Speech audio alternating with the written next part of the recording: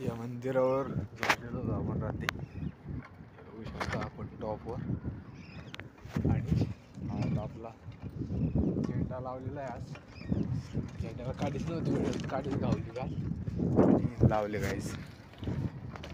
Guys इथं आंघोळ केलेली आहे आणि इकडे कपडे वाळत घातलेले. आता थोडं आपण निघू इथून 1-1.5 घंट्याच्या नंतर. इकडे सायकल आहे आपली. अशा टाईपमध्ये नजारे गाईज इकडे. गहू बहुतेक हा रोड. हो गाईज हॉटेलवर पोहोचलेलो आहे. आता थाळी जेवतो आणि मग पुढं पोगतो. तर ह्या साईडला थंडी वाढलेली आहे. दुपारासुद्धा थंडी वाजणार नाही इकडं.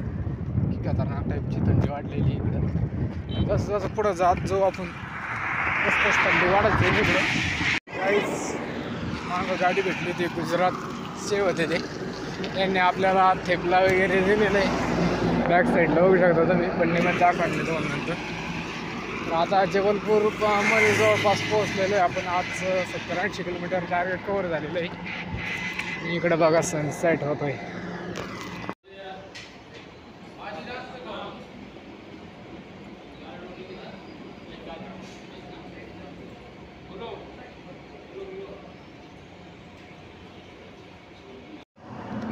एक भैया भेटले होते. त्यांनी आपल्याला या हॉटेलमध्ये जेवण दिलेलं आहे. मस्तपैकी जेवण केलं भाई.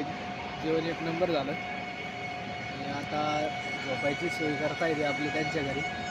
बघूयात एखाद्या वेळेस कॅन्सलही होऊ शकतं. मागं पुढं झालं आपल्याला. बघूयात आज कुठं झोपतो कुठं नाही.